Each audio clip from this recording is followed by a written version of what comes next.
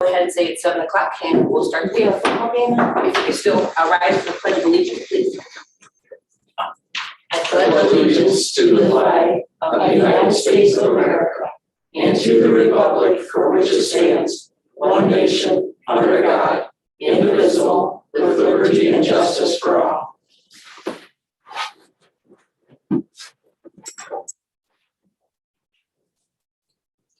And then now it looks as if we've got the 2 items on the discussion, and we'll go ahead and let you get started for us. Yes, so I put both of these items together because what I'm hoping to be able to do tonight, and I know we won't take any action, is but just get some, I guess, have a conversation about what direction we want to go moving forward. So the council, and the reason I feel like it goes good with the council policy is because I'm also working on revising the personnel policy. And those are the 2 policies that will help define or outline what the role between council, administrator, and the employees are. So it will guide how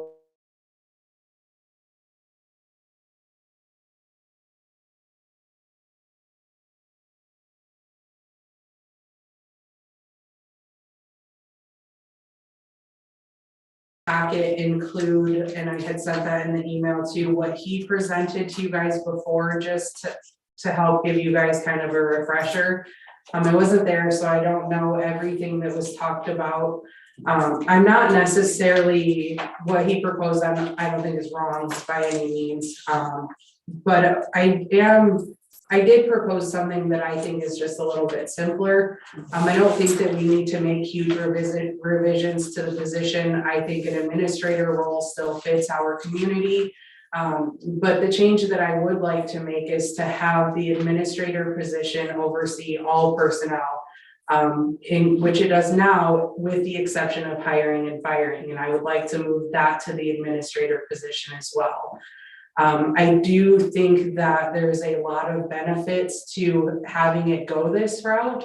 I think that it boosts morale with the employees. I think that it helps take out the emotion from it. It puts it into a position where I will be getting constant training and working on human resources, things like that, to make sure I do it. And it's my job to make sure that whatever I do is in the best interest of the village, regardless if so-and-so is a friend of mine or whatever.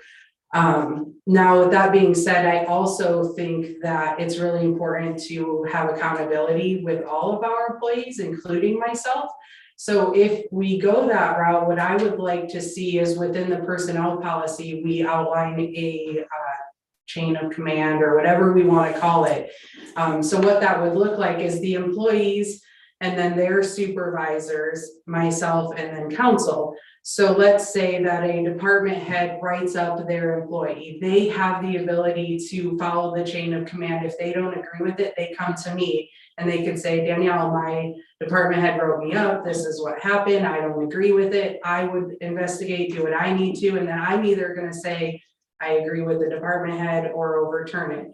Now, let's say I agree with the department head, then that employee can say, no, you guys are wrong. You guys aren't treating me fair. And the next chain of command would then be council, so that they have that recourse, or that, not recourse, but that action, those steps that they can take. Or let's say you guys give me the ability to hire and terminate employees. And let's say I terminate an employee.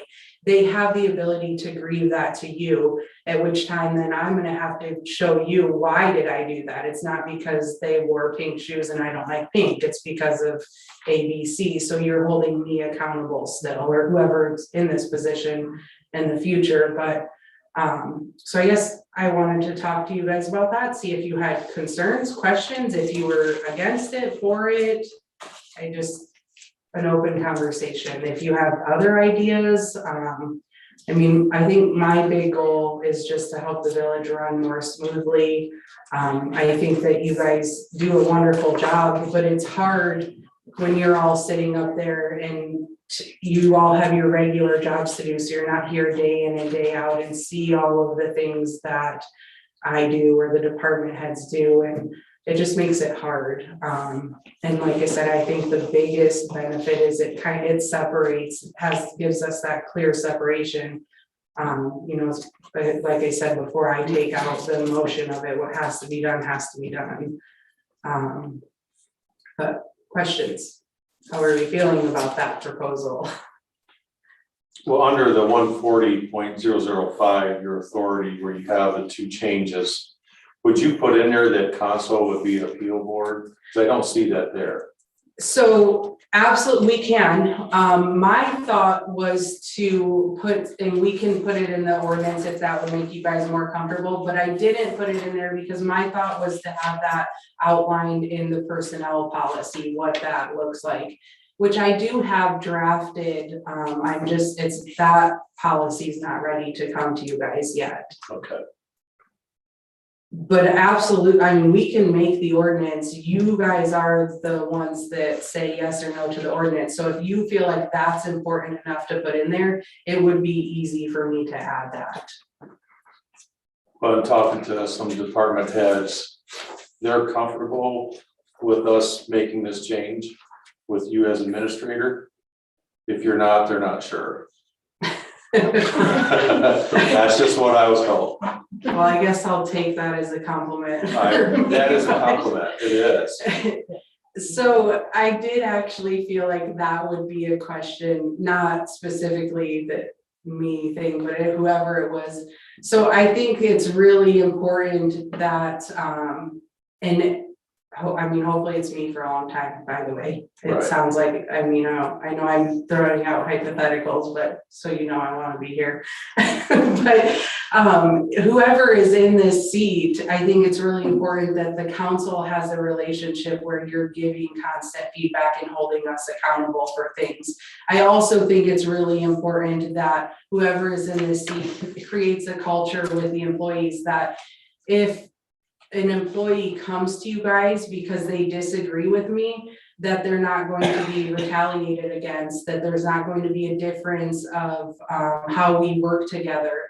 It's okay to disagree. And I know I've even told the employees this now, like, I don't want a bunch of employees working with me that are just like, yes, Danielle, that sounds great. I want you to say, no, what about this? Or have you thought about this? Or if you do this, this is going to happen. So I think it's good to have that flow where they can say, and that doesn't mean, I mean, even if you guys overturn me, that's okay. That's why we have those processes. But I mean, hopefully, like I said, I'm here for a long time, but if it's not me, you guys have that relationship and you're giving that feedback to your administrator and saying, okay, what's going on here? But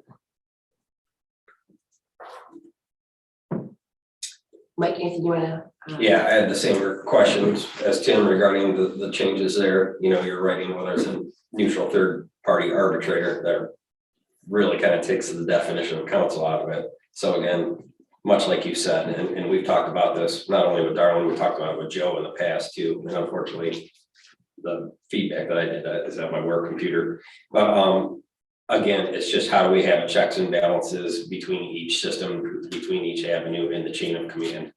Yes, counsel is the top decision maker, but you are the day-to-day operations. And I wholeheartedly agree with you being able to do your job. I guess the way that I kind of took it was taking a little step back and, you know, whether it's the department heads that maybe the council is involved in the hiring or the appointing of, but again, the day-to-day operations, the normal staff, I don't see why that wouldn't be under your realm, your position. Again, it does take the politics out of it. We did have some questions or some concerns in the past when we talked about this with Darwin from some of our department heads as well. And, you know, again, I don't want to write this based on what our staff wants. I want it to be the best way that we're going to get the best run, you know, running of the village. And ultimately, you know, again, you are the day-to-day operations, you're the day-to-day overseer of the operations of the village.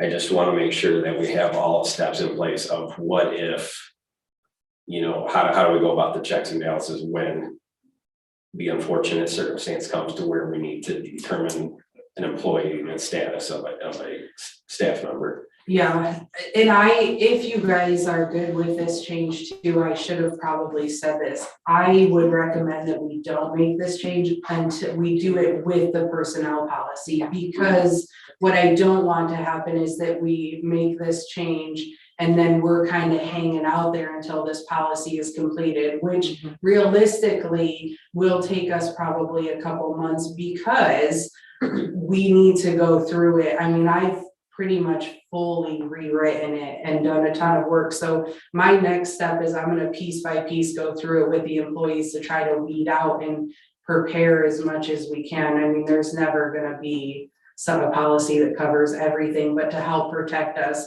which in turn, the other part protects me, because if you make this change next meeting and then we don't have a policy, what am I supposed to go off of? I don't have any rules either, and I want to be fair to the employees. So that policy will be critical to making this change. Jerry? I'll just be upfront, I was not for this last spring. But in light of some things that have happened, this past year, I would support this. I think it's needed. I think the politics needs to be taken out of personnel issues. And if we need to get involved down the road, then we do that. But otherwise, as Danielle said, I'm not here every day. I'm here every Thursday afternoon for a half hour, 45 minutes, an hour. And I don't see what happens day in and day out. So I would be totally comfortable with the administrator handling personnel issues, hiring, firing. And then if it does get to us, then we can get involved. Yep. Barb? My only question right now is, this is what Darwin brought to us, So the 2-page one? there's one, no, I think his was longer. Because you're Mine you is asking to like, be kept as administrator? yeah, I don't think we need to be a manager. His isn't wrong. I don't disagree with what he was saying, but I think that he kind of took it to the very fully next level. I don't think we need to do that. So I'm saying leave it as a village administrator. My roles don't really change with the exception of the hiring and firing, and then the policy, the personnel policy would change. But do you have the one, I think it's titled the 140 bars? I think an ordinance to amend section 140.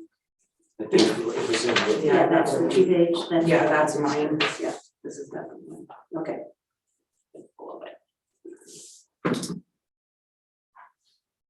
Here it is right here.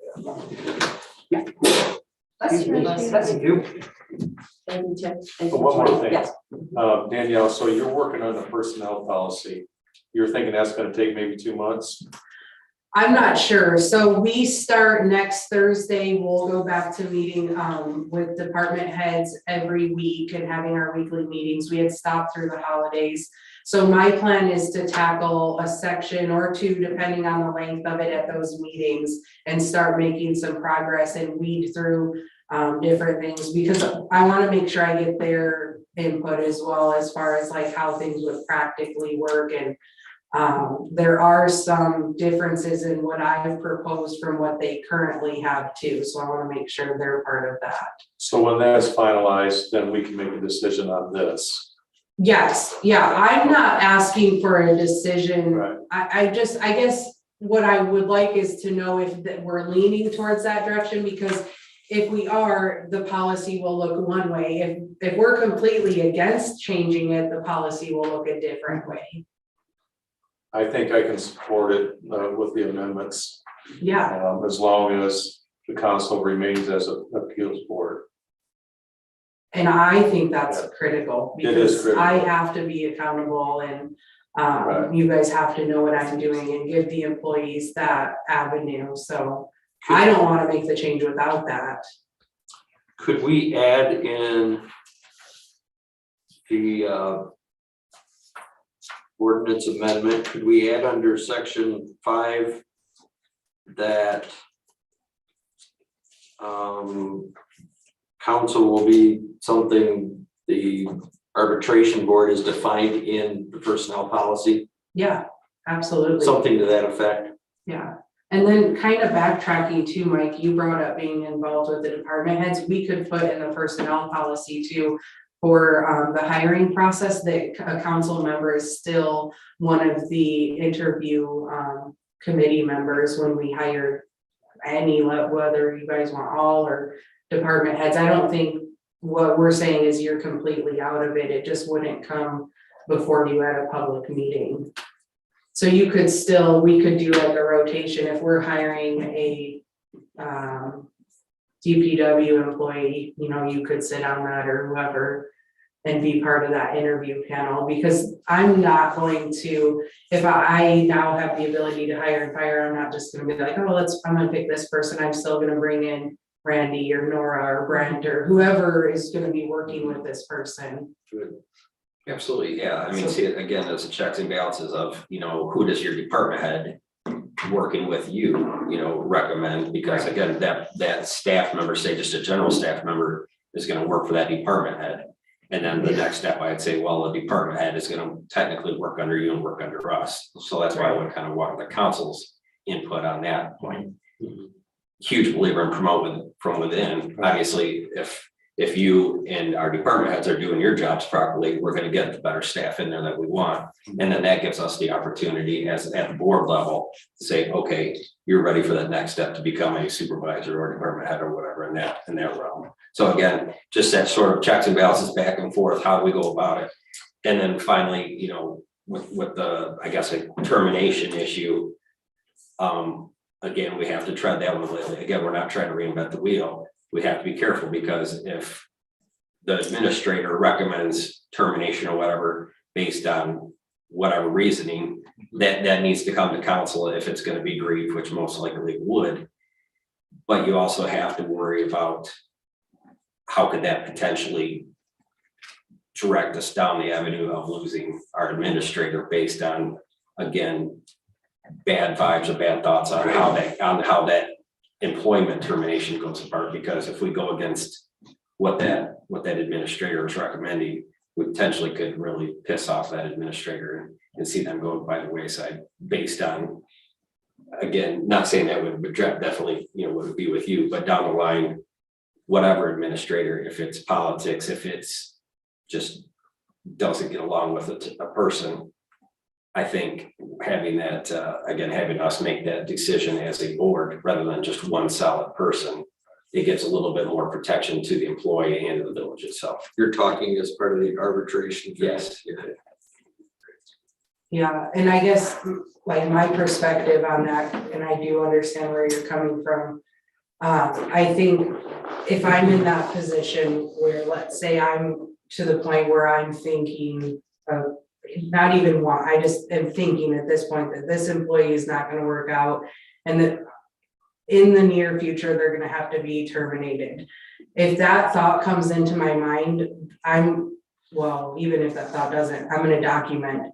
So if I get to a point where I'm terminating an employee, I know that I am going to have Your case or whatever. Bill. Correct. Absolutely, yes. And that's going, so, which has its, benefits for you and me, because that employee is gonna have a hard time fighting all of these ducks that are in a row.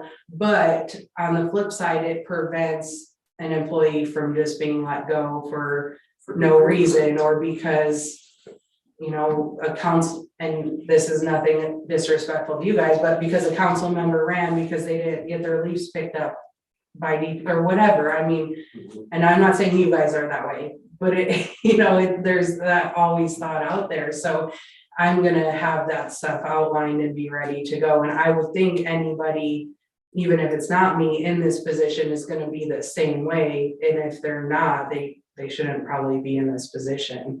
So that would prevent a lot of that from happening, because in the rare cases that it does come to you, that stuff's gonna be outlined. Now, the other part too is the employee's gonna know that right up front. If I terminate an employee, I'm not gonna say, you're at, well, this isn't working out, you're terminated. I'm gonna say, you're terminated for reasons A, B, C, D, and they're gonna have to decide. Yeah, I mean, they're gonna know that either Do I that's fight it for? Right, that's either the The truth, she's right, I hate it as much as, but it's true, or, it's up to them, and but I do get what you're saying too, to me, it seems like a more thorough process on my side, because I know there's gonna be that documentation, where right now, I personally feel, and I can speak to this based off of what's happened, I feel like my hands are tied a little bit, like, I don't know what I'm supposed to do, I don't know what my role is. Am I supposed to give council feedback? Am I supposed to, at any moment, if something happens, immediately bring it to you for review? And it is a very, right now, I feel like muddy, kind of confusing thing to navigate, especially being new. If I'd been here for 20 years, I probably would be fine, but the way it is now, it's hard to know what you're supposed to do or not do, because you guys have that responsibility. And, if I were to not be here for some reason, the next person's gonna have the same struggle. They're like, what do you do? Well, I think all of us up here want to make sure we're putting forth the best situation, not only for the administrator, but for the village as a whole. And reviewing stuff like this and making changes as needed as part of making sure that we're putting our best foot forward in those situations. So I think That's something needs to be done, because the rail has obviously been changed around here, and I think our staff feels it, we feel it. And again, this should be a good place to work, and it should be a secure place to work. And again, I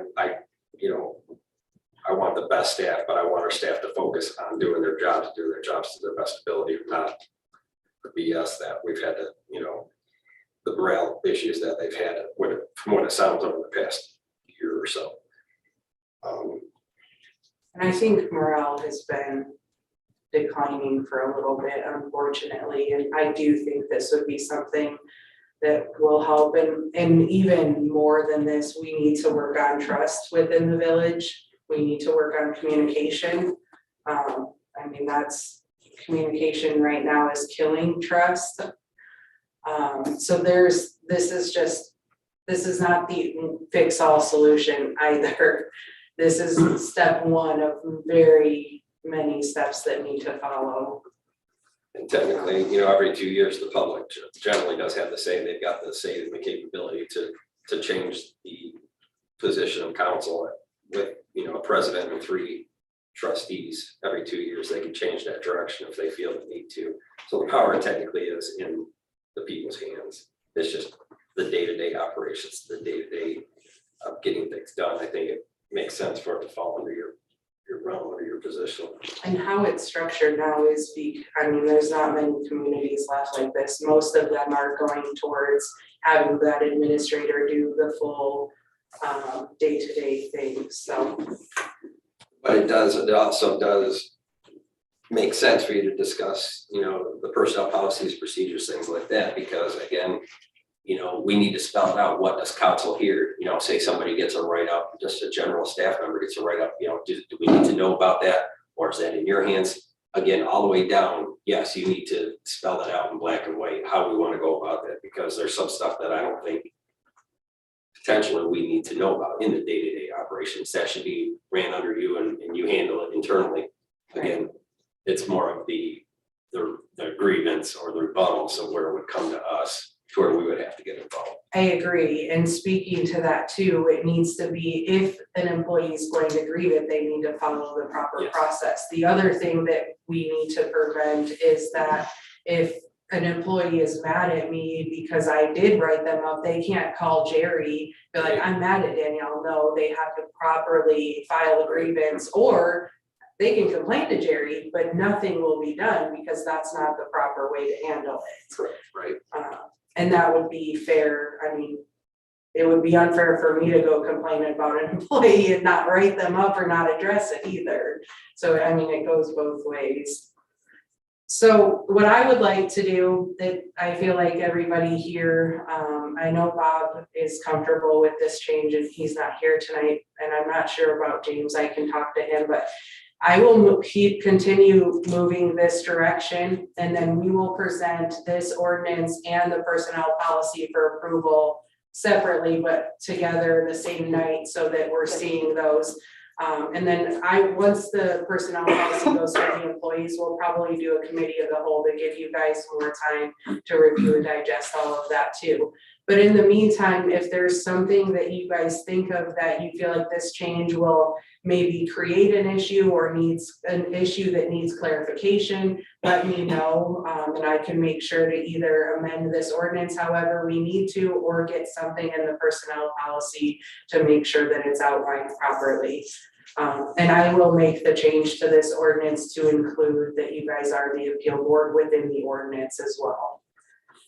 So the next thing that I have is the council draft rules. So this was drafted with the concept that the administrator would do all of the day-to-day, kind of like we just talked about. So a couple things with this. This is one of the requirements for RRC, so we get to check that off. The other thing that I actually did this policy before I knew it was RRC, because I think that when we get new council members, it would be good to be able to give them some more resources to help them be successful and have a better understanding of how things run. I think that it helps make things where they are consistent, not changed from council to council. And I know I've told you guys this a million times, if it's not written, then how is anybody supposed to know? So this entire policy is new. I was not able to find any council policy before. Not saying there wasn't one, but I could not find it.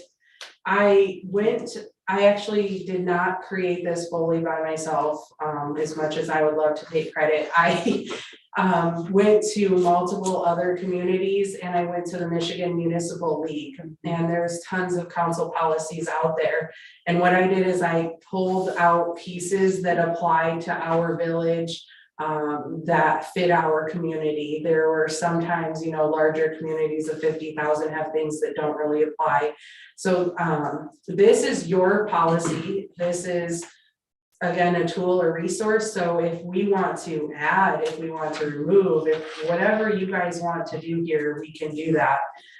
The other thing that I would just add is that this is a document that should be probably reviewed every year or two, maybe with the change of council, where you look at it and say, okay, does this still apply? Or 6 months ago, we had this issue come up, or even as they happen, when things come up, you guys are like, Danielle, we should get this in our council policy for the future.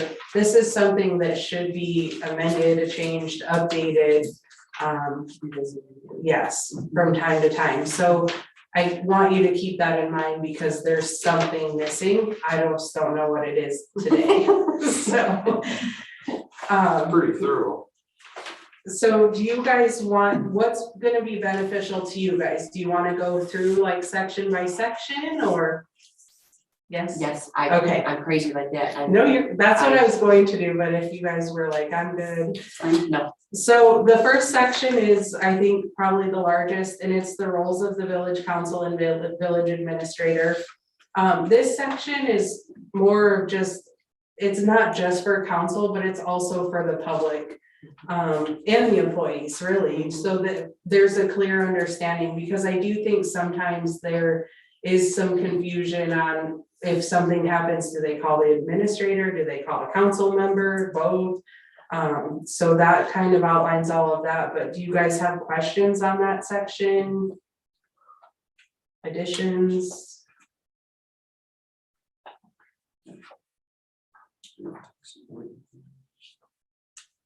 And then within that section, going down a little bit further, there are some key points here.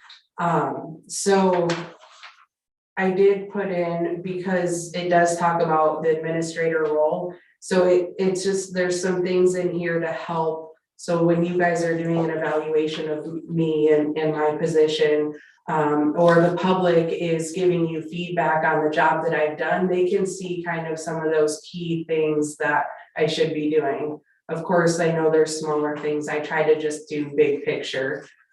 So it talks about, you know, operational, financial, that you guys set the policy, but it's my job to enforce that policy. And then talks about ethics as well a little bit. So the next section is the village council meetings. This talks about the types of meetings a little bit. One of the other things that it talks about is a quorum, but it also talks about how your meetings should be, like how your agendas are created, how the meetings are ran, your presiding officer. There's a Michigan law that says that you guys are required to have a majority vote on items. So if you have a quorum of 4 people, it makes it hard to actually have action items because of that Michigan law. So there's things like that. It talks about our committee of the whole meetings, that no actions taken at these and what they're used for. It talks about disorderly conduct. So if you have somebody in here that's being crazy, but this section was just to kind of cover some of the basic things over meetings. Questions? Yeah, I did have one correction on that disorderly conduct. Yes. First line, and it says be speaking, and I think it should say or. Yes. The president may call to order any person who is being disorderly. Or By speaking. Or by speaking, I bet, out of order. By, that by is fine with me. Just not being. Yeah, I agree. Thank you. Good catch. I also am missing a comma right there. Do you guys have any other comments? How? My only point would be on the committee of the whole meetings, again, the way that these have used to run back 15 years ago. Again, we want to be open to public comment and whatnot, but there's not official recorded or recognized public statements during a committee meeting. And I just think that information is good to be in there, that it's not Stating that the place to come and address council is a regular council meeting where it's recorded, where it can be acted upon if need be. Again, to clarify that. yeah, So I just- kind of missed that point of being a committee of the whole is more of a work session for council. Okay, so something, I'll have to figure out wording, but you're just wanting to clarify that there's no recorded minutes or like. Public discussion, I guess, public concerns or public addressing to the council. I mean, if, sometimes we may invite a contractor or we may invite somebody that has to do with a But if someone were specific. to come in tonight, want to speak, that opportunity would not be available to It them. would be better to be, yes, at an official council meeting that's recorded and where we can act upon something and stuff. Okay. I'll do something there and get that added for you guys. So it sounds good. That is actually a good idea though. Can our committee of the whole meetings ever not take place like this? Meaning, can we ever just sit in the other room and just talk around that table? So I only say that because, and maybe that's just being silly, I don't know, it just since it's a little more informal. So the challenge to that is that it has to be open to the public because there's a quorum of council members. So even though you're not taking action, this is still a public open meeting. So it is more informal, but I mean, we can have them wherever. In the summer, we can say, we're gonna have committee of the whole at the park. I mean, whatever is more comfortable for you guys, because really, committee of the whole to me this is kind of a work session. So this is when we can brainstorm and have really free, open conversation so that when we get to the council meeting, not that we're not having conversation, but we don't have to have lengthy conversation or huge amendments. We get to the meeting and we've already hashed out all those details. But it's up to you guys, whatever you want. And in Rollins, they actually did their committee of the holes before their council meetings. And they did them in the basement, just round circle, but it was a larger basement, so public could still come, but I mean, so it's up to you guys. It's just something I was just, you know, I sometimes I like us to be around the table Right. versus just. Right. I think we're just limited on space here is the problem, because if we do it in the conference rooms, then where do the public go? Okay, I tried to ask. Thank you. And then are you guys good with the submission of agenda items? I don't know if we really have a process for that now. You guys don't typically give me too much. It's mostly set up by staff, but I thought I'd just, I guess, make sure you're okay with that. I read that and I'm like, I didn't even know we could submit agenda items. You can, absolutely, Okay. yeah. I did one. Did you? You might get them now, Oh, boy. but it has to be 7 days prior. That's what I was thinking. the week So of that. I- Yeah. It doesn't have to be, but like a request should. Right, so I put that the request is 7 days, but I did say that we would work with you, so I am trying, it's been a losing battle so far.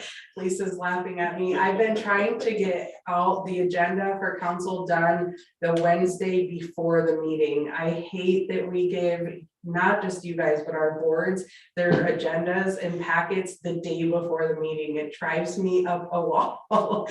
So that's why I put the 7 days, because then that gives us, if you give it to me, if we have a meeting next Monday and I get it by Monday, that gives me time to get it done by Wednesday. But we would really take them up until Friday. I just, Like we're 10 making o'clock at progress. Friday night at 10. Yeah. Okay. And people wondering why it's still not published yet.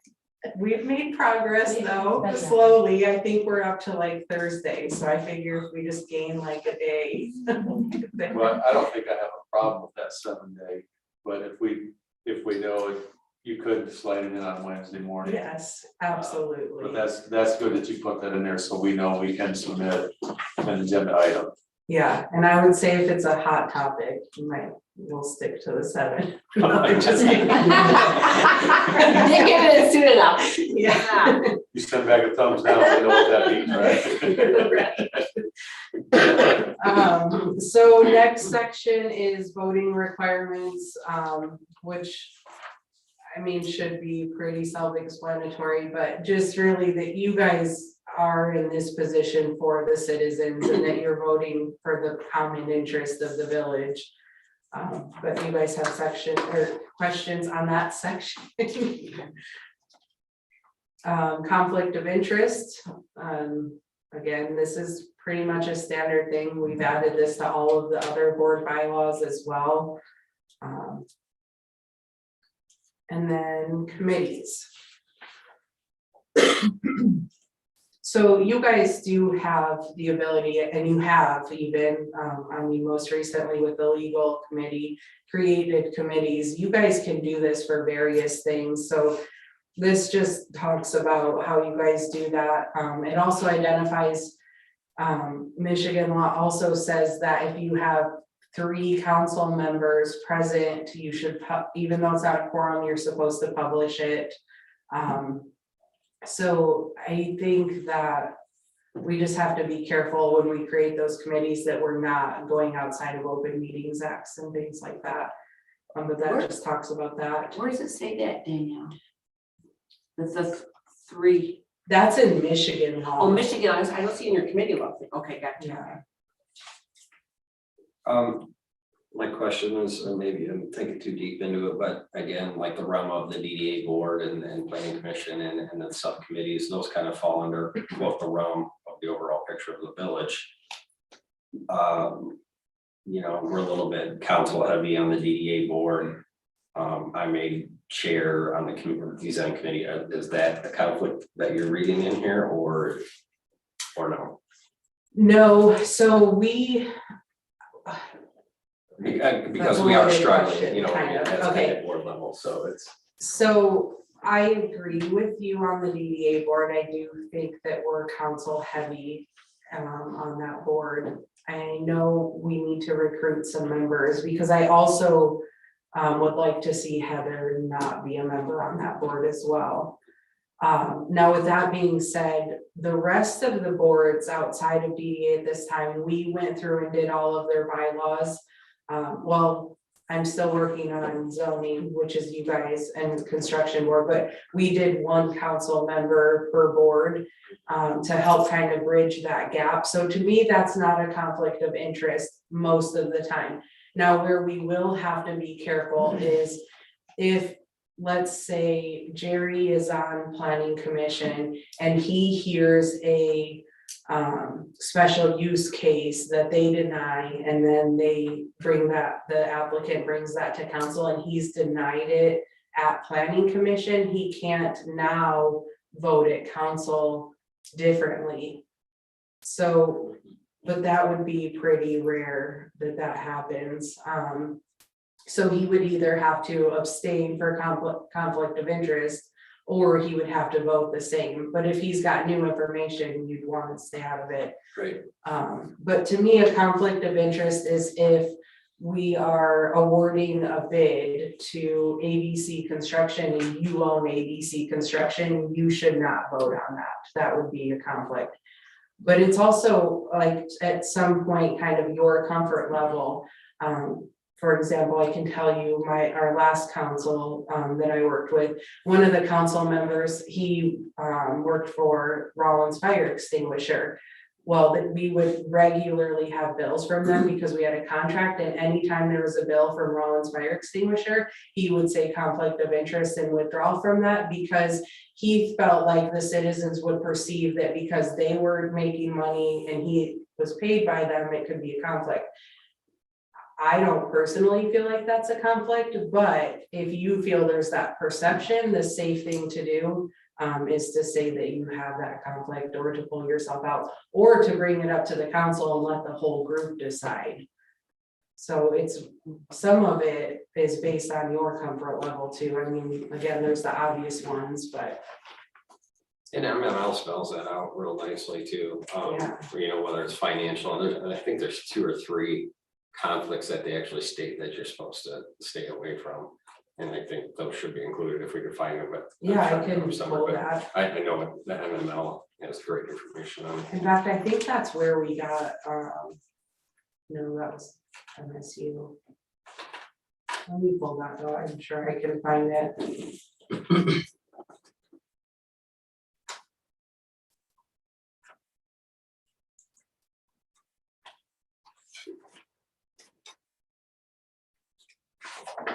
Thought I pulled that for something, trying to remember now.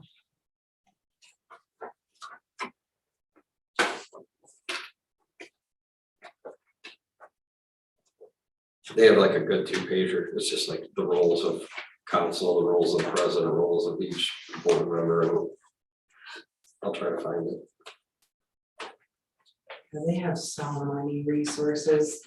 I love that. I don't know.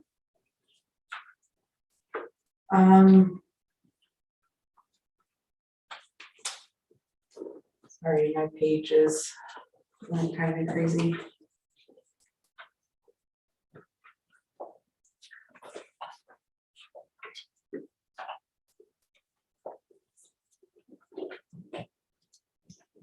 And I think it's in that handbook I gave you guys too, Mike.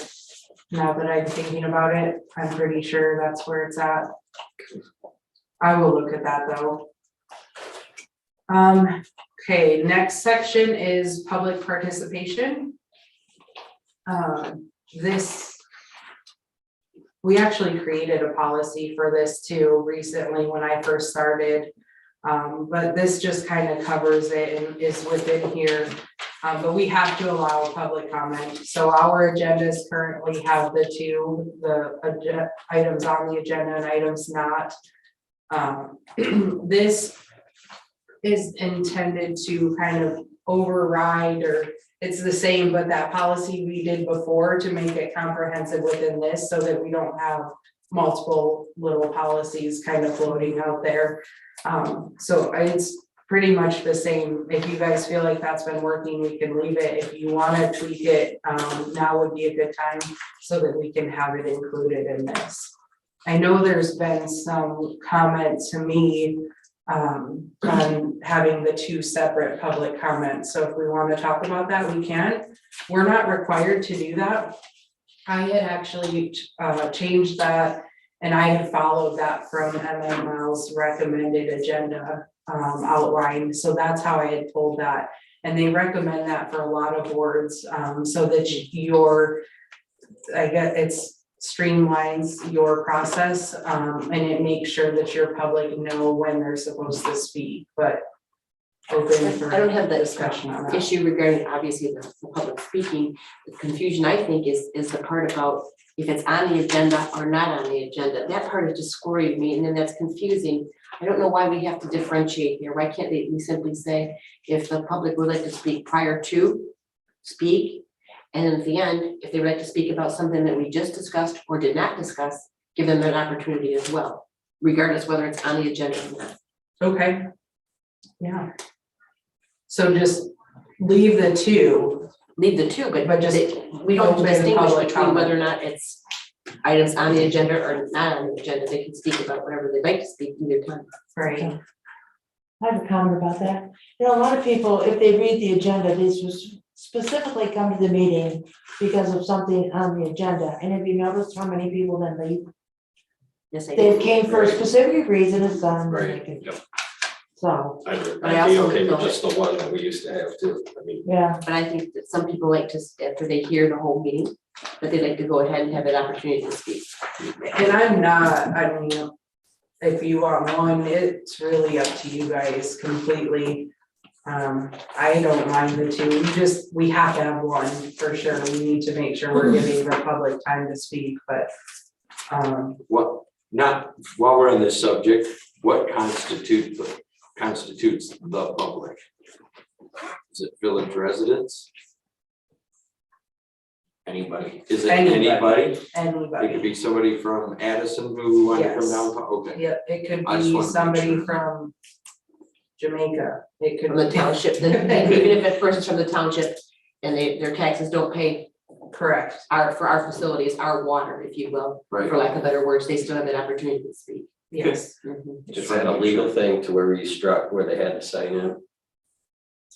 We cannot require require them that. to sign in. Now, we do ask that they sign in so that we can accurately track it within the minutes in our records, but it's not a requirement. We cannot place any requirement on speaking. But they still have to state name and address for the record. Yeah, I mean, we ask them to, but technically, It's just a name. if they don't answer that, you can't tell them they can't speak. Yeah, that was what prompted the initial change in the policy is we were saying you had to sign in, which can get us in trouble because you can't have any requirement.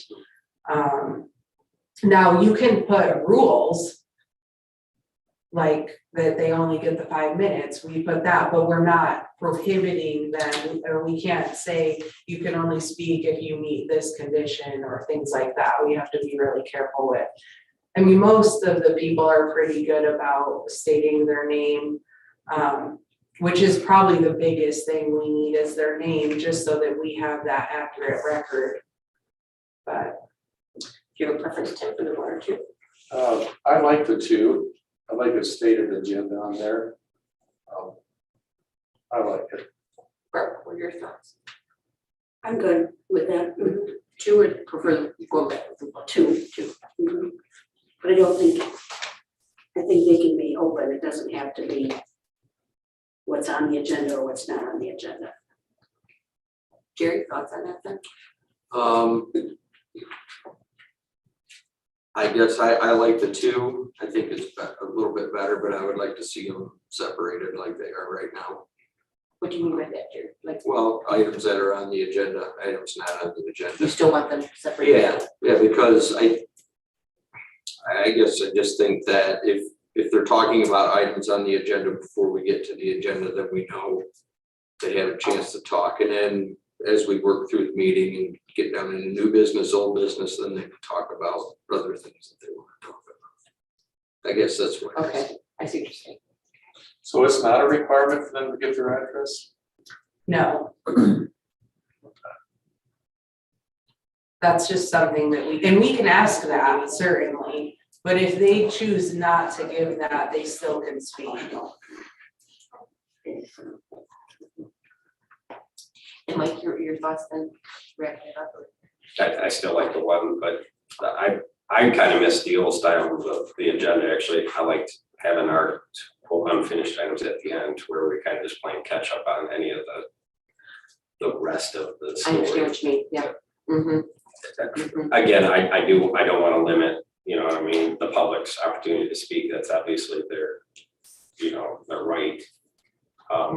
Again, I just think at the beginning of the meeting, it lets them address what they want to address to us, and then, you know, if we're kind of rehashed it at the end, so be it. I just don't want to drag the meetings out forever. At the end, to where somebody's going to complain about something that we address on the agenda, and then it doesn't go their way. They're still gonna have every right to speak their piece, but again, how long do we let it drag out? We just follow the 5-minute rule again. 5-minute rule, sorry. Is that stated on the agenda? I didn't think that the 5-minute rule was. It is on the agenda. Okay. Yep, in both spots currently, it says the exact resolution. Yes, it does, that's right. Okay. And they can get more than 5 minutes, but it's up to a vote of the council to do so. And does that come from a council member, or can the person speaking request an additional 5 minutes? Either one, That's either right. council Okay. or the person speaking can request it, and then council would have to vote to extend it. And it's up to the president to say, or any council member to say your 5 minutes is up. Or is that a clerk, I'm asking, or is that a clerk? I think that would be any council member. I mean, technically, the president is the presiding officer. But he could delegate that, he, or she, whoever it is. So I would say any council member, but if the president, and I would get feedback from Rob, if he has preference that he be the one to say that, then that's up to you guys, but it would be appropriate for any of you. We can point of order at any time. Right, so- that's just what I was gonna say, you could. Okay, just clarify. So I guess think about the two public hearings, because I'm hearing some mixture on that. I personally like it how it is, but it's your agenda, so I will do whatever you guys want. So moving on to the next section, which is maintaining order. This is talking about, I guess, you guys having the right to speak on every subject. Then it goes into Robert's Rules of Orders, and then kind of gives you an outline of what your motions would look like. Do you guys have questions on this or changes?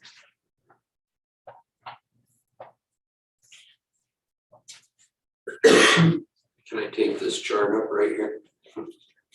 Yeah, of course. I got my things on the computer. Oh, that'll fit right in. The problem is I can't see it out of my bifocals. So next section, required conduct. So this talks about a few things. The first thing, it says that the village administrator and the village president are the public information officers for the village. So this section is in here because we need to be a unified front. So we need to, if it's sometimes easier to streamline things through or certain individuals, so that I'm not saying one thing, you know, that you approved to purchase a purple turkey and Tim saying, no, it was a green turkey or whatever. So it just streamlines things, and then it prevents us from not appearing to be unified. So that was the intent of that. And it says that citizen requests and inquiries are referred to the administrator. And this is not, to be clear, saying that citizens don't come talk to you guys. It's just that if there's let's say you guys get a request from a citizen that something is done by DPW, that should be flowed through me so that I know what's going on. And because, you know, and I'm picking on DPW, but they're not the ones, or whoever, they shouldn't be taking direction from you guys, but rather internally from the administrator down. So I don't want that to any way sound like you shouldn't talk to citizens. You should. And then it also, the next part is that the president or administrator would contact vendors on behalf of the council, on behalf of the village. So it's saying that if Tim gets really mad at our engineer, he's not out soliciting other engineers without us all knowing about it. You guys have questions so far? If you do, stop me. On that one, we still have the right, though, to say, I have a question for our legal counsel. I have every right to contact their legal counsel. Yes, you have yes. You do. So what this is saying, though, is that you're not going to go out and solicit a new vendor and be like, hey, the village wants to hire you without all of the council knowing, or without it being funneled through. So like we just put out proposals for an attorney. We have to put that out so that it's public, where it's not one council member soliciting that. Well, that should be either the administrator or like a subcommittee. It shouldn't even be, I don't see it as being village president as well. It should be Just either the we administrator. take it to you, yes, or the ad hoc council that, or committee that we've created as the council are seeking out those vendors. But again, So I could, instead of village president, I could say like village appointed committee. Would that work? I again think that's safer. Again, Okay. there's 7 of us and we act as a board Okay. to do that kind of thing. Generally, RFQs or whatever, request for quotes, request for proposals, whatever, that's generally gonna go through you Right. regardless. But if we create an ad hoc committee to seek out whatever, I think it should be done at the committee level. Yeah, the biggest thing, reason that's in there is, like I said, just so we're all aware that not one of you is trying to get some service that or goods that everybody else doesn't know about. So then it talks about just the agenda being prepared to you. It says Friday before the meeting, which it is currently. Hopefully it'll be sooner in the near future. And then just that you guys would not divulge confidential or privileged information, which again, I think is a given. You guys, any other questions on that section? Next section is village council vacancies. This is in here just in the event that we have somebody that passes or resigns, that we have kind of just a quick outline of what that looks like. You guys as council can select the new person how you choose, but this way we're advertising it and putting it out there the same each time and not treating it differently. Is it state law that's not state law that they reappoint within 60 days though, is it? Is that something you've come up with? No, that is state law. In the state law? Yes, 60? I pulled that actually from, and I cited it down below, because I thought it would be good just to put that in there, so if we're looking at a council vacancy, it'll prompt us to look at that Michigan law. When does, and this is, I mean this respectfully, when does it become a point when someone is no longer able to fulfill their position?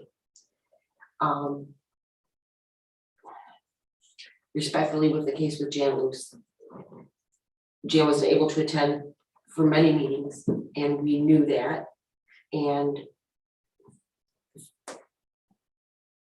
the future wasn't looking well, but at times it did hold the council in a bit of a issue when we didn't have the person in his seat. I think you guys know what I'm trying to say as delicately as I can. When does it become, so for example, if someone is in the, and they've not met 2 months of meetings, say 8 meetings total, approximately.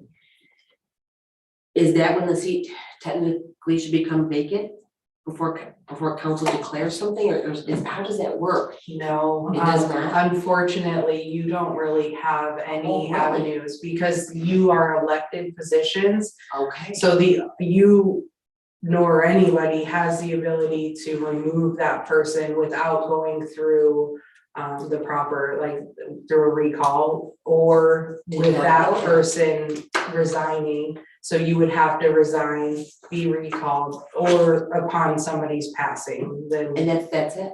yes. I did not realize that. Yeah. Did you guys know that? I never thought about that. I didn't know how that worked. That we, I mean, it's kind of like, we don't want to really discuss it, but I didn't know. Okay, now I do.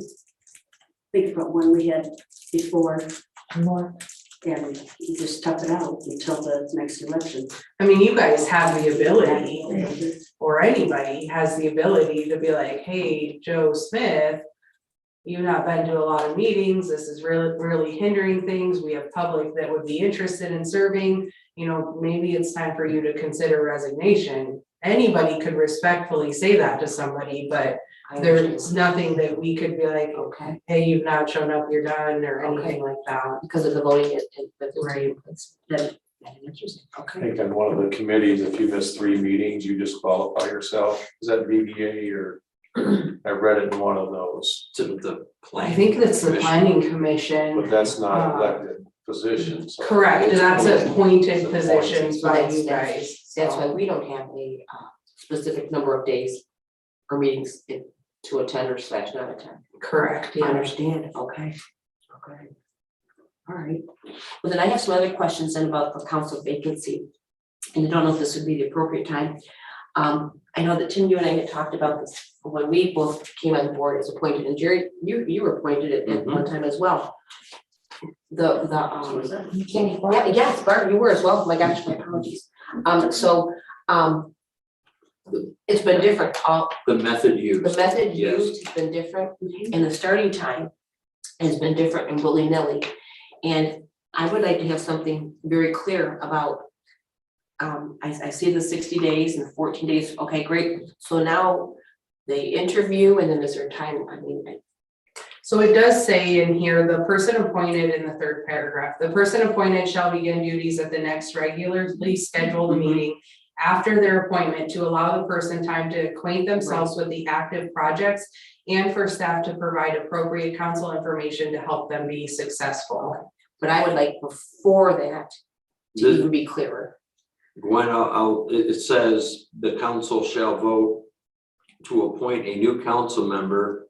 Wait, no, the one before that. Council may implement other voting strategies. That's where it was willy-nilly. Yeah, So, Well, And that's it was like willy-nilly. that with, when Mhm. Tim came on, right. we all sat up there, how are we gonna do this?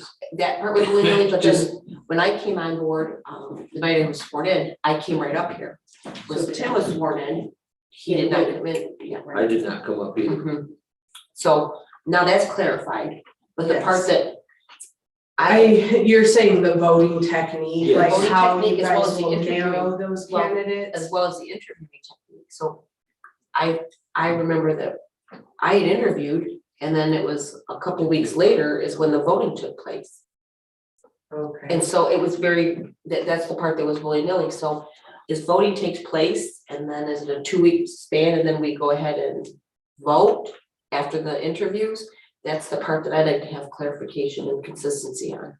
And I was interviewed and the vote was that night. And then we came up and took our seats All in all one in night. one night. Okay. And they swore you in right then? Yes. So 3 different ways. Yeah. And And then then because until the we- next council meeting. Jan and I were the same night and we made the last motion to adjourn the meeting. But then when it comes down to the part of actually voting, I don't like that willy-nilly either. Well, how are we gonna vote? Are we gonna go ahead and, are we using this method or are we using this method? Yeah, Yeah, so the way the law is written is the council it doesn't identify, it gives you the ability to vote and narrow it down how you choose. So that's why I didn't put it in there, because this council, and I do get where you're coming from, where it's different for everybody, but this council can choose to go with option A, where the next council can choose something different. And they have every right to do that. Now, what we could do though, if maybe we could say because it says council shall interview at a public open meeting of the body, the applicants, and then we could say like at the same meeting or the next, whatever you guys want that to be, or at the following meeting, the official vote shall be taken, you know, however council's strategies or whatever, or if you want it that night, I can be more clear there.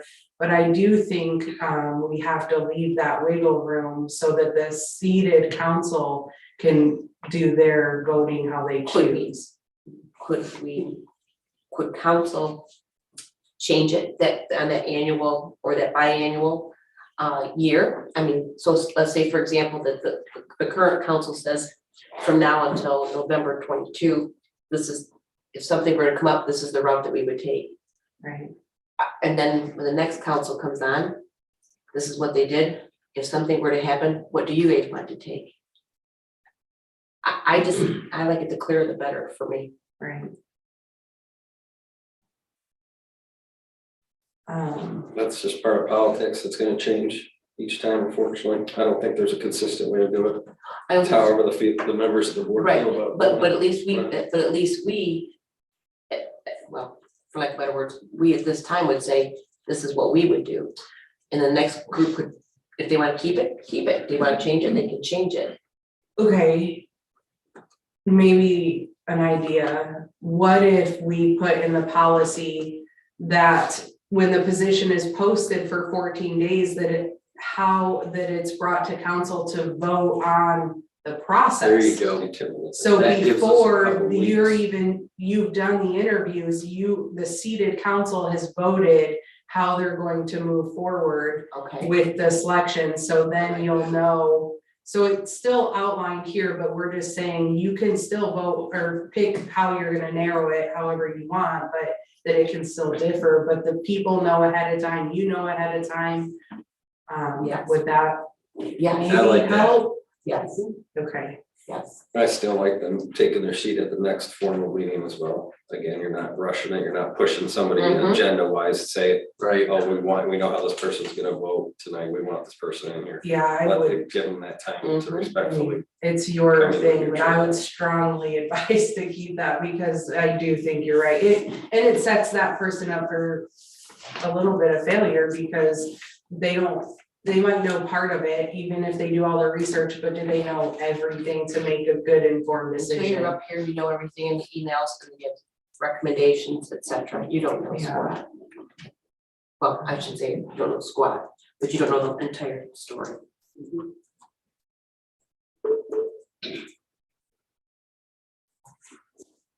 Just making it out so I don't forget, sorry. So you're saying then the position shall be posted for a minimum of 14 days. And then I'll add something about the council will vote to Right. determine how you're gonna narrow down. And the appointed member shall hold, okay, next regular scheduled general. And that's law, so that has to be there. And we need to keep that in mind too, so it worked out with Tim because he took Jan's seat whose term expired at the next regular election, but had his term not expired until 24, we still would have had to include that seat in this election. And I did not know that until I was Really? doing all the research on this. It has to be it's not the term, unfilled term, which is what I thought it was, it's the next election. Well, then how's it? So there would be, so like, let's say it expired in 24, it would be a 2-year term that would be up for election to get it back into that cycle Oh, again. gotcha. Okay. Yeah, I learned that. I did not know. All right, so next section is amendments and suspension. And that's just to these rules that if you guys are gonna amend them, you're gonna do it as council. If you're gonna not follow these, that you have to vote and all agree you're not gonna follow them. Questions? No. Order of business, I literally just put our agenda in there. So unless you guys have changes, let me know. And then I did do a special meetings because those are a little bit different where we're limited. And then the last thing is the Roberts Rules Order of Motion chart, and then just some other motions. And this is just really a cheat sheet for you guys. I know it's come up a couple times since I've been here where there's been certain motions that we've wanted to make and we've had to look to see. Not saying this will completely prevent it, but I was hoping it would at least help a little bit. And that is it, unless you guys have anything else that you feel like should go in here. I think this is good housekeeping, again, to keep us all on the same page. I'd like to beat up your agenda a little bit, I think, when we're talking about it. Absolutely, I do like how- this is the time. I think they're more efficient, I honestly do. Preferably for me, I would like to see Zoom be private. If people wanna listen in, they can hop on YouTube or whatever, give them that link, but to have people that are hopping on Zoom, this person can't. For consistency's sake, we're not having people that are, you know, clipping their fingernails or whatever on Zoom. Zoom should just be a link to watch or a link to take part through YouTube. Again, I don't like the fact that some people can hop on Zoom and some can't. And you see members of public and members of whoever they are kind of hop on Zoom. If they're not going to contribute, if they're not going to participate, which they technically can't, unless, you know, the governor creates their own little shindig to make that work or whatever. But technically, if they want to watch, they can watch it on YouTube. Again, I just don't like the feedback where somebody's talking in the background on Zoom, or we hear this, or we hear that, or somebody flips between the different because they're making noise. I'd just rather have a private Zoom window. YouTube or Zoom? Preferably as well, if they're gonna participate, it can be by Zoom, but if they're not going to, they should just hop on the YouTube. Which YouTube is a view only. Right, so I'm sorry, I just want to clarify, so I'm making sure I understand. So, like Denise, our engineer, regularly attends via Zoom. You were saying give her the private Zoom where she can get in and still communicate, but that Joe Smith can't. Correct. He would go to YouTube. Okay, I just want to make sure I was understanding. I mean, because you guys have seen it, you know, where you guys, you know, somebody's like Denise would be giving you a presentation, or she's talking and then Joe Schmo coughs in the background and it flips to him, or somebody's talking in the background where they're not realizing that they're not, or that they're being picked up and it's flipping to them rather than I haven't seen it the happen person having it. much. as in- Yeah, less people are logging on, obviously, but Well, and again, I would just much rather have it private. Okay. sometimes they unmute and I'll have to get them muted again. And we still have our sign language folks on there, Yes. so that would have to be accessible to those who Well, access sign language. if is that required? I mean, we're paying like $12,000 a year for that. Yes, it is. We are required by law to provide that. Can't- So if they don't Can't do the that- YouTube platform where the words are coming out take care of that? No, I can double check. I would check, But that's I am- $12,000. I mean, if we're talking budget numbers. If they that's- request, we have to. Yeah, it's Provide my an understanding interpreter. we have to provide that. And I did look into Closed this captioning too to doesn't work. see. No. Cause I was trying to find if there was like some grants or some funding to help with that, cause I agree that is, I'm not trying to be, you know, unsympathetic, but again, you know, I can look at YouTube and read the closed caption just as easily as I'm sure I could sign on with somebody or something on that we're paying $12,000 a year for. Again, especially when we're talking about a budget as tight as we are. And then the third thing, I like that you provide the information.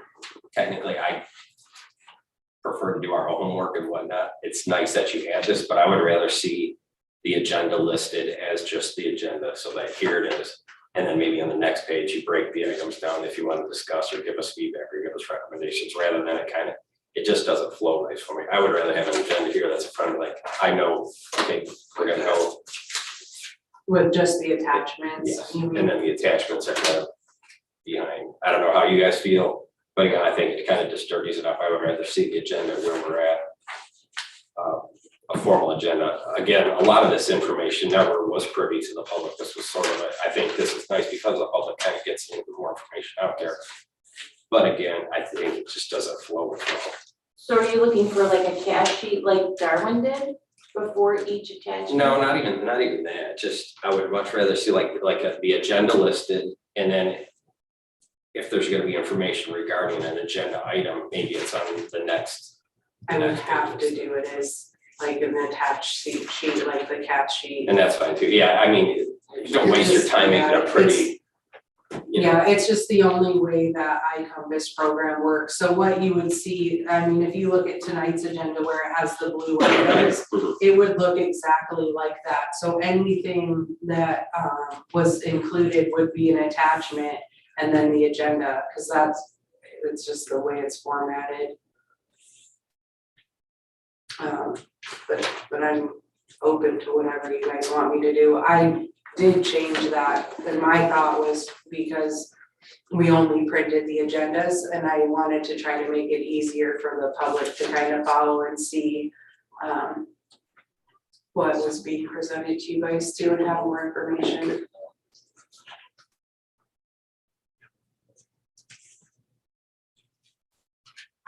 And if you guys like, I feel that we should be able to make a recommended, I feel that we should be able to make a motion on our own. I don't need it spelled out specifically before me. If you guys want it, fine, but I just think it clouds it up. I like the recommended motion on there for clear, it's very clear to me. And then I'm okay with the formation that you have. How you have the information presented. I understand where you're coming from, Michael, with the streamlined portion of it, I do.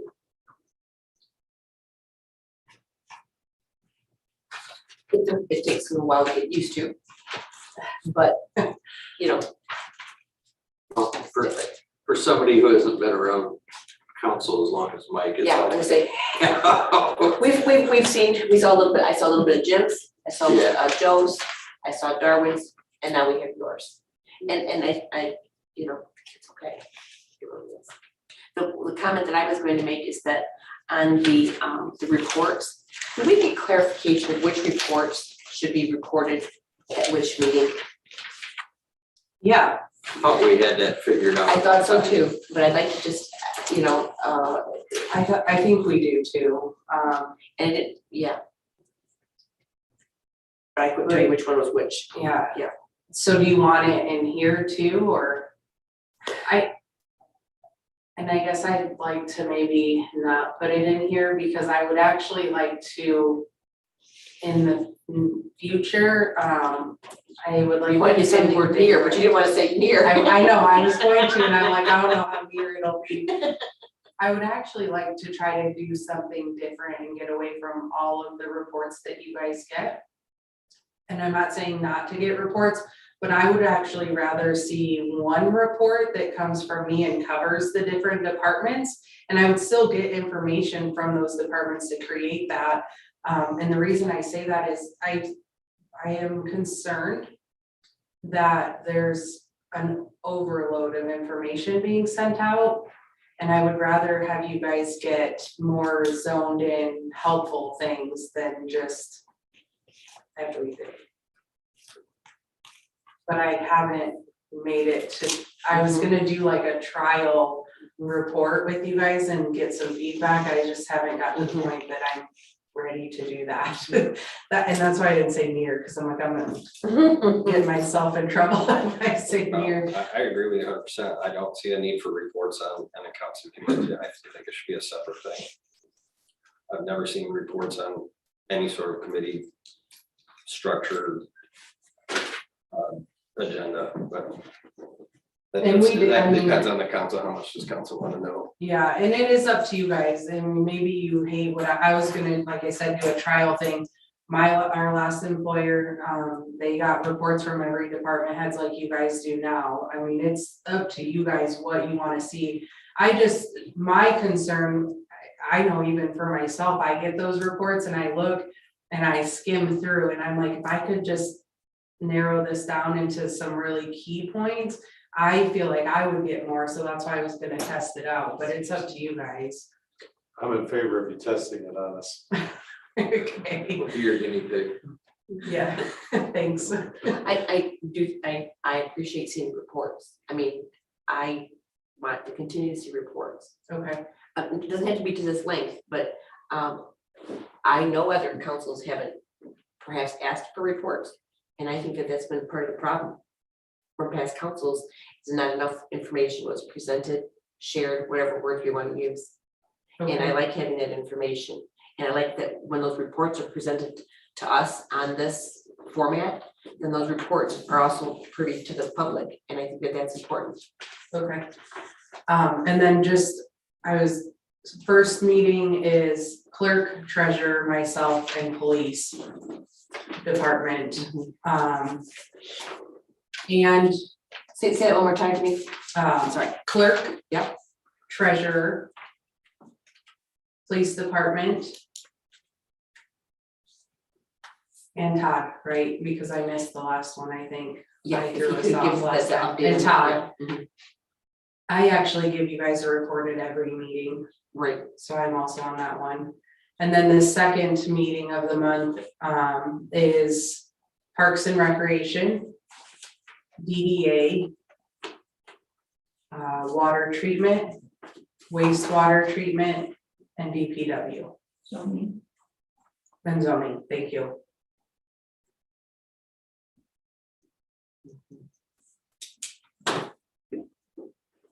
I like getting the reports. But I think, I see your point that some are really long and some are really short, some are right to the point. Maybe just communicating with them, the department heads, to let them know, we're not looking for everything you did today. We're just looking for key items. But if you do that test, then You'll see how you feel. Okay. Any other comments on the agenda? I know that, going back to the reports for just a moment, I saw your request to the library board and I saw the response. So I would say that we wouldn't be looking for a report from the library board at this time. I did send a follow-up email Can to we the talk about that at library. this meeting? What's that? Can we talk about that at this Yeah, meeting? yeah. To the library board, requesting that there be board action on that item and have let them know that I would attend the meeting. If they have questions for me.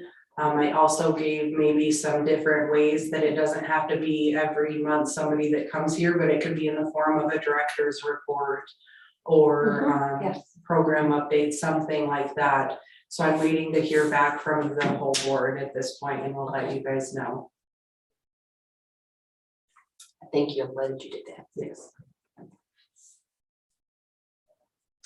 So at the next meeting, Excuse me. I have the agenda only part way done. Do you want me to go back to not having everything included so you guys can see what that looks like?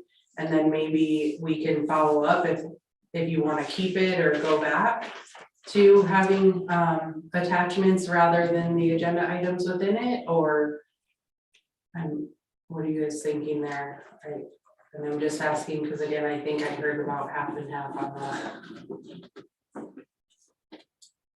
And I would like to do whatever is easiest for you guys. Which is easiest for you. honestly, I mean, whatever, I like giving you guys information, in the background, but I'm willing to do whatever, it's, I think Mike likes the background portion of it, but just not all go out together. I just stepped on the cough. What if you try it with the agenda, when you can't do that on that stuff? You can't do the agenda, and then on the next page, do the explanations. right, it'll only let me do the linked attachments, so then you'll see the agenda item and then click on the link, so it would be done like Darwin was doing with the cash sheets. Where I would have and I would honestly just use the sheet he had, because I used the same format, I just took out that attachment and put it right into the agenda. But I can do that at the next meeting, so you guys can maybe visualize it a little bit and see if you prefer that or this way better. And then at the end of the next meeting, just let me know if that would be easier or. So it'll just be like in the blue, we'll have to click on it, it'll spell it out, so the agenda actually will look smaller. Correct, Let's give because it, you won't have all of the, we can still see it. It's been almost a year, I can't, I'm having a hard time recalling what that agenda looked like, but I'll go back, and I got it on my at home. So. I'll try it. Trial run. And just, I guess, we'll Whatever plan more on, efficient for it, yeah, I guess. yeah, either way, I mean, one does not create more or less work than the other, so.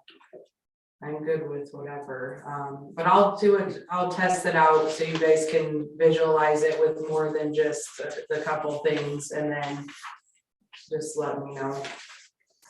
Is there any order of business that you want to change while we're talking as well? Was it Mike, you mentioned the unfinished business portion being changed perhaps?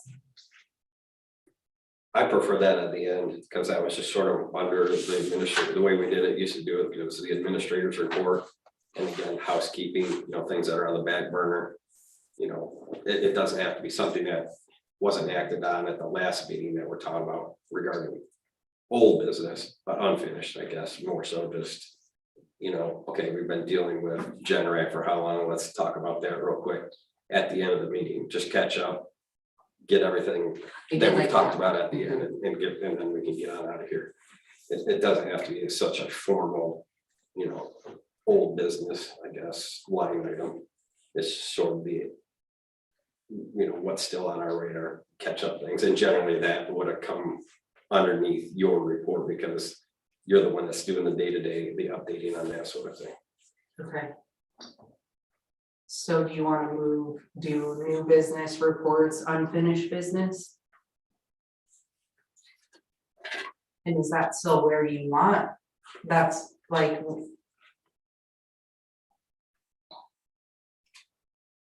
Or do you want to, under reports, add discussion? And that's where we would talk about those things that aren't action items. I kind of missed that. I just thought that was probably our most successful from what I've learned in the past, just again, to keep us, to reiterate, okay, this is still on the radar, or this is an update on,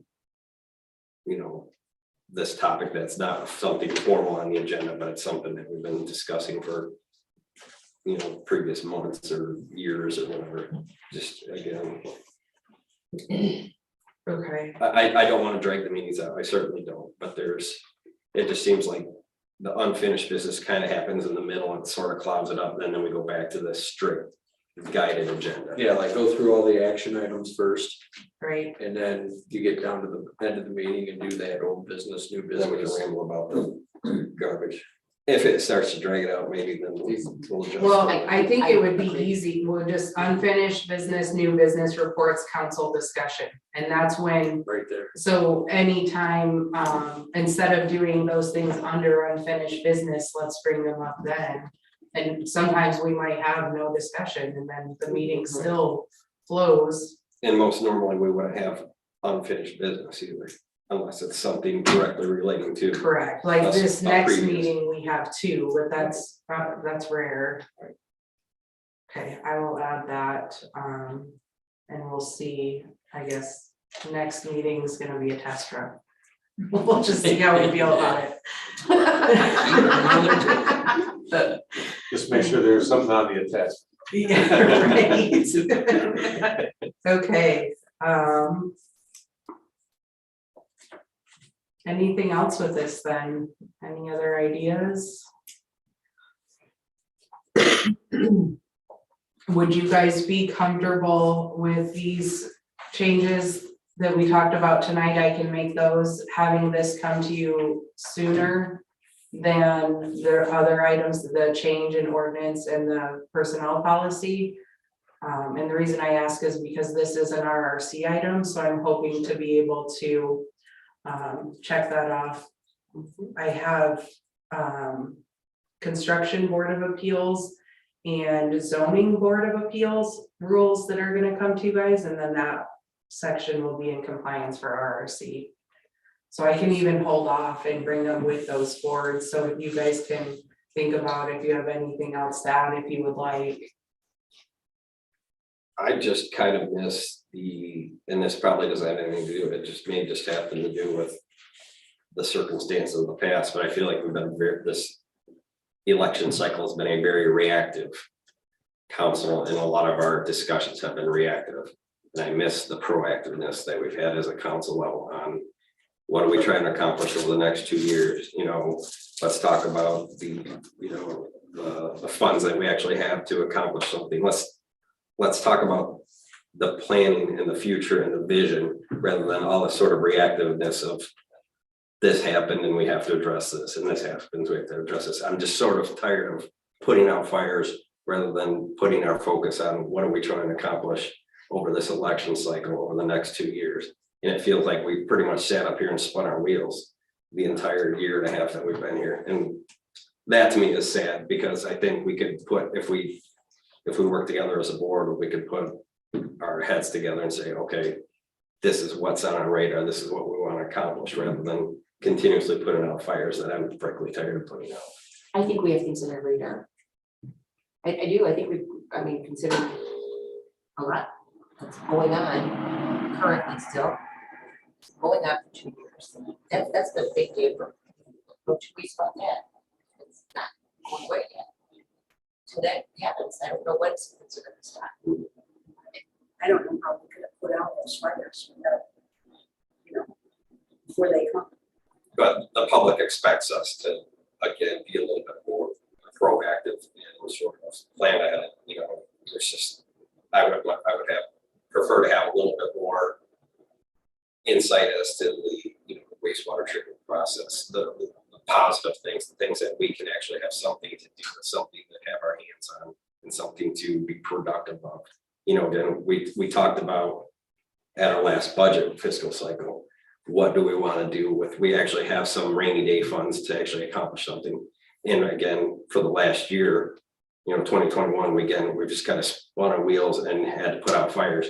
I would much rather say, let's sit down and work on the positives and what do we want to accomplish, moving forward. I get that we have big projects going on with wastewater, things like that, but there's smaller things that we used to accomplish at a council level that we really haven't done anything of in the public season. And you're kind of looking more towards like the capital projects. Absolutely, yes. So I will send you guys, when I do my summary this week, and we have planning commission tomorrow, hopefully, if we have a quorum. I am really excited about the drafted capital improvement plan that I have. So I actually created forms for anybody. It can be a citizen, it can be council, or a staff member can fill out. They might not know everything, but it'll get a project kind of initiated and going. And then what we can do is we can use these forms to build our capital improvement plan. It also will help you guys to see what our needs are. So let's say that we put on there new playground equipment at Ellis Park. And we want to fund that, we're projecting to fund that in the year 24. And in 24 comes and we can't fund it, instead of losing sight of that project, it'll carry it forward. So it'll help us to be aware, because what we're gonna have to be careful is if we're delaying projects or not funding them, how are we going to fund them? Otherwise, what are we gonna do at year 10 when we've got $200 million worth of projects stacked up and no money? So I'm hoping that is going to help a lot. And like I said, I'm pretty excited about it. We'll get some feedback from Planning Commission.